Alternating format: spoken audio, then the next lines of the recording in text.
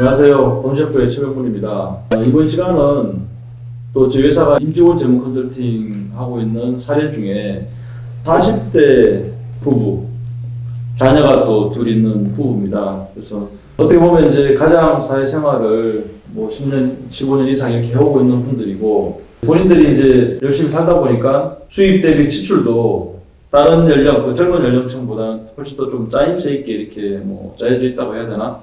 대신에 이제 저희들이 반드시 이번 케이스도 이제 이따 보시면 알겠지만 전문가의 이 분석이 반드시 필요한 케이스입니다. 한번 잘 들어보시고 꼭 좀 우리 전문가의 도움을 받아보시기 바랍니다. 자, 오늘 말씀 나누실 우리 경문수, 문찬현 우리 두 전문가님 안녕하세요. 안녕하세요. 네, 반갑습니다. 자, 이번 케이스는 40대 부부인데요. 사회생활도 이제 좀 꽤 하셨고 맞벌이인 부부입니다. 그리고 두 분 소득이 이제 한 달에 약 830만 원 정도, 연봉으로 보면 두 분 합치면 1억 연봉의 소득을 가지고 있는 가정입니다. 자녀가 둘이 있고요. 제가 이제 여기 보시면 미파악 지출이 99만 원으로 되어 있네요. 약 100만 원 정도 미파악 지출. 여유가 좀 이제 있는 가정이라서 미파악 지출이 좀 있는 것 같고 한데 어떤 상황인지 좀 얘기해 주시겠어요?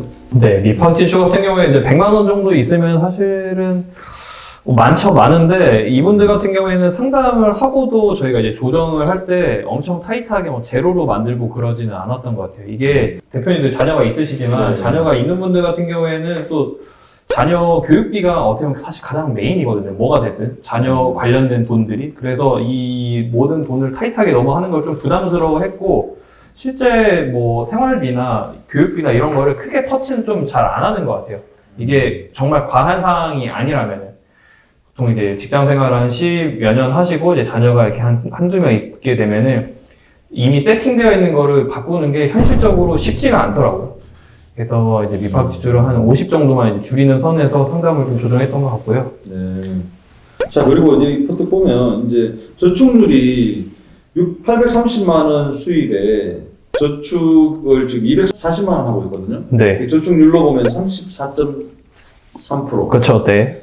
이제 우리가 적정 저축률 60%에는 많이 못 미치고, 네. 또 최소 저축률이라고 하는 약 40%에도 네. 못 미칩니다. 네. 이 부분은 좀 문제가 있는 거 아닌가요? 맞아요.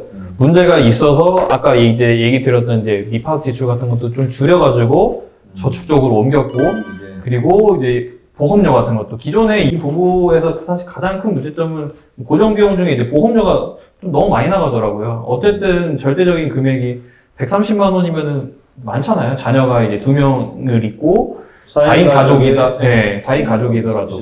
네.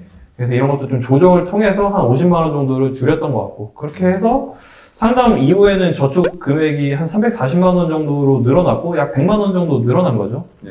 그리고 저축률도 한 40%까지 올라와서 상담 이후에는 그래도 조금 저축을 그래서 이제 240에서 340으로 100만 원을 늘려주셨네요. 네네네. 늘려주셔서 네. 저축률이 상담 전에는 34%에서 상담 후에는 약 41% 정도로 네네. 최소 저축률을 맞추는 네. 그 이제 포트폴리오를 짜드렸고, 네. 그 다음에 지금 보니까 지출이 491만 원이란 말이에요.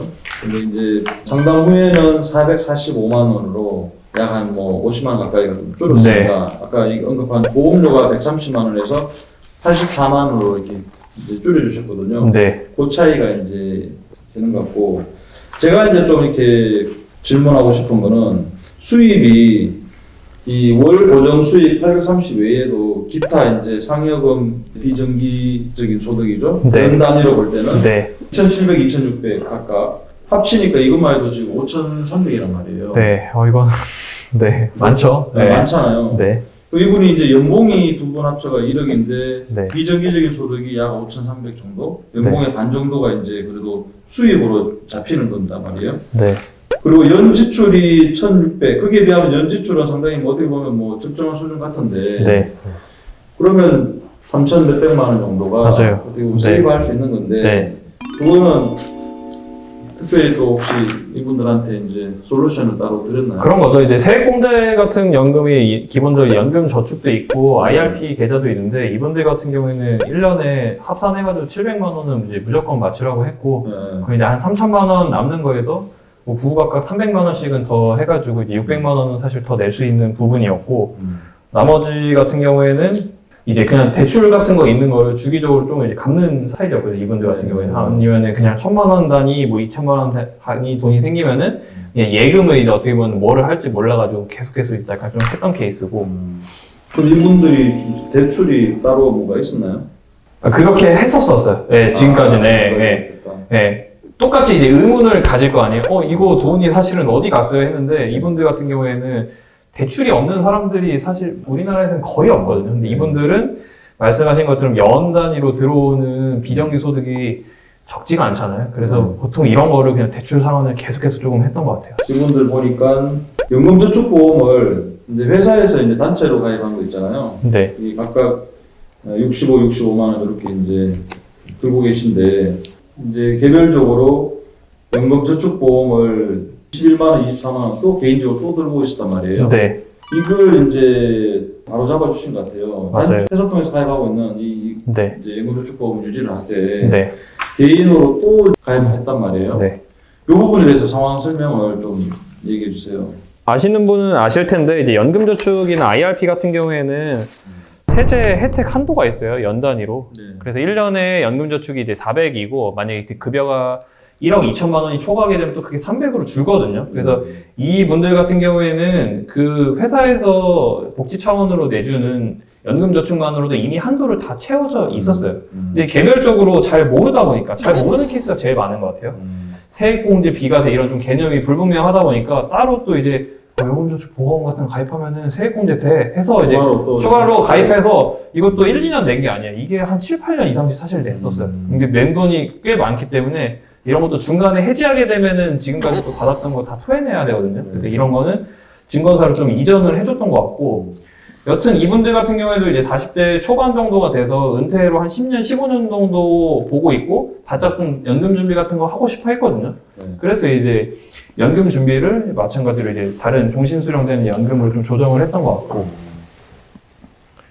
나름 뭐 짜임새 있게 준비를 하고 있는 과정인데 보니까 이제 아까 중복돼서 이렇게 하시는 부분, 자, 이 부분을 좀 집중적으로 우리가 얘기 한번 나눠보시죠. 연금 세액공제를 또 이렇게 진짜 어떤 분들한테는 이제 유리하고 또 어떤 분들한테는 당장 세액공제 연금보다는 비과세 연금이 유리하고 그리고 이제 또 뭐 단기 자금을 또 운영하는 그런 또 운영 방식도 개선시킬 필요가 있는데 이 부분에 대해서 한번 시간을 조금 지금 가지고 얘기를 나눠보시죠. 협약 기업 중에서 중소 중견 대기업이 있는데 특히 대기업 국내 대기업 그 대부분을 보면 그 단체연금 지원을 해줍니다. 대부분 단체연금이기 때문에 연금 저축이고요. 대부분 세액공제나 소득공제 과거에는 그래서 직원분들 되게 좋은 혜택이죠. 그리고 심지어 뭐 절반은 회사에 내주고 자기는 절반만 내기 때문에 안 할 이유가 없고요. 근데 그것도 안 하시는 분도 있어요. 괜히 뭔가 묶이는 거 싫어가지고 요즘에 좀 젊은 분들이 그러는 것 같은데 반드시 하셔야 되고 그리고 이제 지난 시간에도 계속 말씀드렸지만 소득이 아주 적을 때 그러니까 단체연금 말고 내가 선택을 해야 된다고 했을 때는 소득이 아주 적었을 때 20대 초반 사회초년생 때는 너무 유동성에 좀 제한이 걸리는 상품들보다는 내가 나중에 뭔가 조정할 수 있거나 이런 걸 위주로 좀 가는 게 오히려 낫겠다. 소득이 올라가면 오늘 시간처럼 뭐 40대 분들은 그냥 무조건 다 채우는 거죠. 그러니까 한도가 정해져 있는 어떤 세제 혜택은 놓치지 말아야 되는 게 40대인 거고 왜냐면 남은 근속 기간도 사실 얼마 안 남았다고 봐야 되는데 보수적으로 보면 그러면 소득이 가장 높았을 때 가장 높은 많은 세제 혜택을 다 받는 이런 게 이제 목표로 일단 가야 되겠고요. 저희 회사는 여러 임직원 전문 컨설팅을 뭐 워낙 많은 케이스를 다루다 보니까 공부를 계속 업데이트해서 하게 되고 또 많은 케이스를 다루다 보니까 각각의 이제 그 처해진 상황에 맞게 저희가 컨설팅을 하다 보니까 사실은 고객분들이 더 신뢰를 하는 것 같습니다. 20대, 30대, 40대 이 세 편의 실제 전문 컨설팅 사례를 통해서 여러분들 많은 좀 도움을 인사이트를 얻었으면 하는 그런 바람입니다. 저희 본셰프 항상 좋아요, 구독해 주시고요. 또 많은 또 우리 애청자가 되주시기 바랍니다. 너무 감사합니다. 네, 감사합니다.